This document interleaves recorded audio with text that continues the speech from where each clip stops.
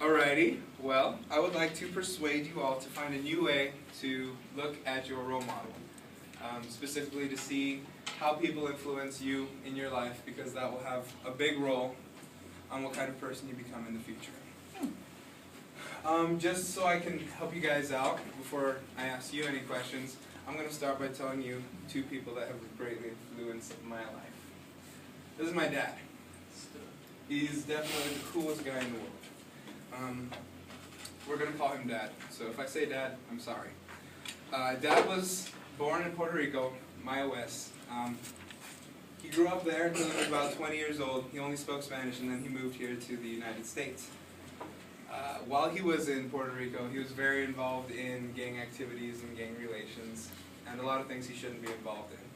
Unfortunately, when he moved back to the States, he continued this lifestyle.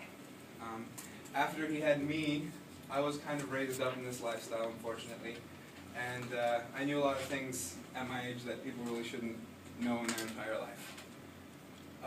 When I was about 8 years old, I could sell a gram of just about any drug on the street, and I knew exactly how much it costed in 3 different major cities.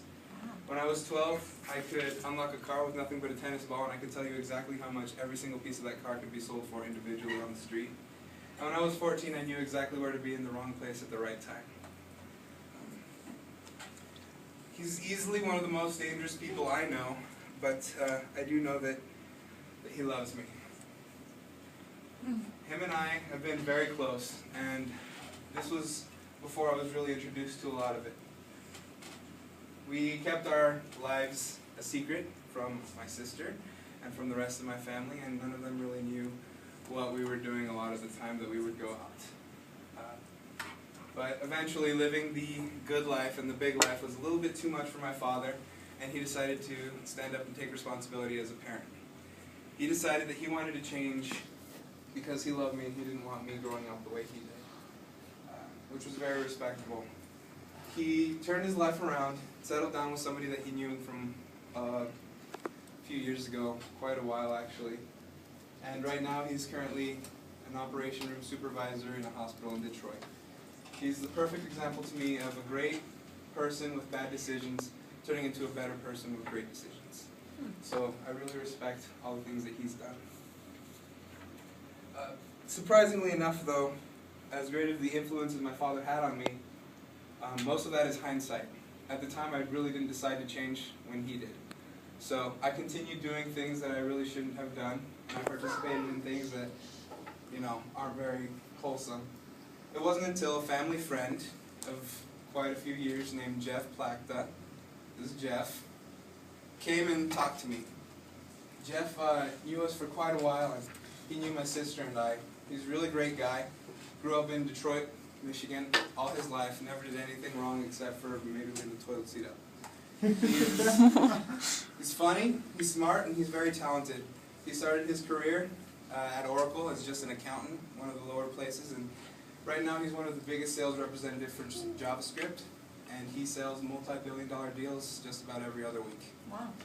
I think he is definitely one of the biggest impacts in my life. He's the reason I came back to the church, and he's the reason that I think that I'm here at BYU Idaho right now. One thing about him is that he did know the entire time about my father and I, and he decided not to tell us until I guess he felt necessary. He came and he talked to me, and it was a very serious conversation, a lot of which I don't really feel necessary to disclose or anything, but he did say that, and I'm quoting him, he says, "Any life is nothing without the people around you making it something." And that was something that stuck with me my entire life. These two people have made me truly proud to be included in their lives, and I know that they have helped just about everybody that they've come across. He's an example of somebody coming from a good beginning and continuing it throughout all the temptations and all the problems, despite where he lived in Detroit. So, I have a question for you. After hearing how these people have influenced my life, what do you think about them? If anybody can answer it. I think they're awesome.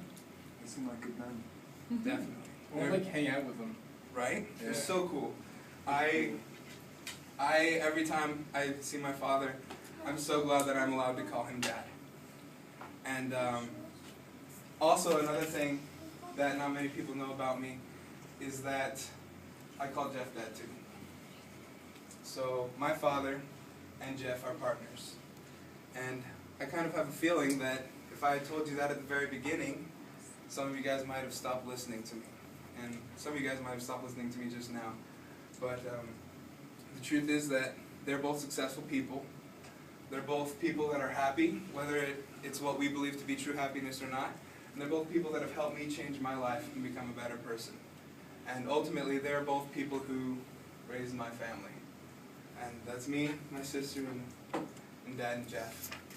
So one thing that I lied to you about was at the beginning I told you that I wanted you to focus on how you are influenced by other people. Well, really, I just want to talk to you about how we accept other people for their choices. A lot of times, I've seen people in the homosexual group be discriminated against. I lived in Puerto Rico, Michigan, Houston, and I've never really felt as hostile about my parents than I have here in Rexburg. And it's not everybody, but there's a lot of people who are uncomfortable and maybe just don't understand. There's one thing that we all need to understand, and that's every single church building I've ever been to, it says visitor welcome at the bottom. And I don't see how we can call ourselves members if we're not welcoming all visitors. I've never seen a sign that says visitors welcome except for gays, except for blacks, or except for Jews. And when you see one, you can definitely come and tell me, and tell my father so he can stay away. You need to keep in mind that there are certain people that change the idea of gay. There are people who claim to be homosexual who are really just crying out for attention. And you need to understand that not all gays have lisps and jump around in tutus, just like how not all Mormons practice polygamy and make our own Bibles. There's few people can make a reputation for an entire group of people. And that's something that a lot of people don't understand. They make it hard because they're quite ignorant and arrogant, and it makes it harder to accept gays as a whole community than it really should be. The answer, though, for all this is really simple. It's just continuing to try to reach out to everybody on this earth, regardless of how they act or what choices they've made. Befriend everybody you meet because you never know what they can do for you and what you can do for them. And most importantly, remember that forcing other people to live righteously was Satan's plan in the pre-existence all along. So, just imagine how dumb you're going to look when the dust settles. But really, I'm not trying to make fun of anybody who hates them. I'm not asking you to want people to be gay or to petition for gay marriage. But I'm just inviting you to accept those who are going through different trials than yourself. Because just because they are facing something differently doesn't mean that you have the right to judge their choices. Don't accept people for their choices that they've made, but accept them for who they are, and that is a child of God.